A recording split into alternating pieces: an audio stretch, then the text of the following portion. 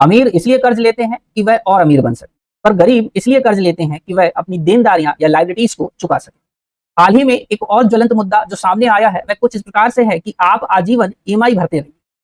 अर्थात कहने का ये तात्पर्य है कि जहां आज एक भारतीयों की यदि संदर्भ में बात करें तो कर्ज के जाल में फंसते जा रहे हैं। इस जाल में यदि आप देखेंगे तो देश में 70% जो है आईफोन हमारे यहाँ के लोग ईएमआई पे लेते हैं। वहीं पर 80% गाड़ियां ईएमआई पे ली जाती हैं और 60% तक जो घर हैं वो भी ईएमआई पर चलते हैं। मतलब एक आम आदमी पर, मध्यम वर्गीय पर लोन पे लोन जो है चढ़ता जा रहा है। पर इसी के समानांतर आप मध्य प्रदेश विधानसभा के अंतर्गत यदि देखेंगे तो मध्य प्रदेश सरकार के द्वारा जो विधायक हैं उनको 50 लाख से लेकर 25 लाख रुपए तक जो है गाड़ी खरीदने और घर खरीदने के तौर पर लोन जो है आसानी से उपलब्ध करवाए जाने की बात आ रही है सामने। यदि इस संदर्भ में आप देखेंगे तो इनको रिबेट के साथ, मतलब बहुत ही कम, जैसे बोल सकते हैं 4% और 2% के साथ जो है इनको ब्याज सहित अपने इस पैसे को चुकाना होगा। पर प्रश्न चिन्ह इसलिए खड़ा कर रहा हूं मैं, या करना चाहिए आपको भी, कि जिन विधायकों को यदि वेतन और भत्ते इत्यादि मिलाकर देखोगे तो 1 लाख रुपए से ज्यादा तक की जो है सैलरी के आसपास मिल जाएगी और इसी के साथ साथ पेंशन इनको मिलती है और हवाई यात्राएं, लगभग 10,000 किलोमीटर की हवाई यात्राएं इनको फ्री में मिलती हैं। और यदि चुनाव के लिए या जो है प्रशासनिक कार्यों से कहीं जा रहे हैं तो टोल टैक्स तो ये भरते भी नहीं है। समझना मेरी बात को। तो विशेष दर्जा प्राप्त व्यक्तियों को 50 लाख रुपए घर बनाने के लिए और लगभग 25 लाख रुपए जो है गाड़ी खरीदने के लिए सरकार लोन देने को तैयार है।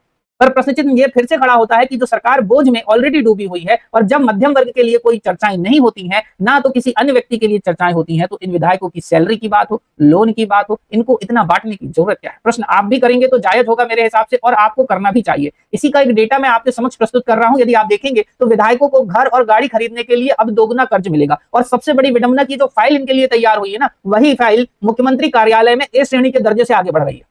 इससे बढ़ रही है ए श्रेणी के दर्जे से। यहाँ पर राज्य में युवा रोजगार के लिए परेशान है, राज्य के जो अन्य लोग हैं वह घरों या राशन इत्यादि के लिए परेशान है, और आम व्यक्ति पर बढ़ता हुआ कर्ज आगामी समय पर कितना भयावह होगा इसके लिए मैंने आपको पिछली क्लासेस में बता रखा है। पर एक और चर्चा देखिए कि 231 विधायकों में से सिर्फ 15% ने कर्ज लिया, फिर भी कर्ज की राशि बढ़ाने की जरूरत क्या है? अरे एक पंचवर्षीय में जब ये इतना पैसा कमा लेते हैं, ना तो ईडी ना तो सीबीआई कभी पूछताछ करती है, तो बात आती है कि एक जो विधायक हैं जिनका नाम है जयवर्धन सिंह, इन्होंने घर के लिए 184.92 लाख रुपीस, मतलब लगभग मान के चलिए आप 185 लाख रुपए लिए हैं लोन के तौर पे। प्रश्न फिर से बोल रहा हूं कि 185 लाख का घर बनाने की क्या जरूरत है? और जरूरत है तो इन्हें भी मैं कहता हूं, जब ये जनता के सेवक हैं तो पीएम आवास जैसे घर में क्यों नहीं रहते? आप भी पूछिएगा। यदि आपका दिल करे, वीडियो अच्छा लगे तो लाइक और शेयर जरूर करें। जय हिंद, जय भारत और बहुत धन्यवाद।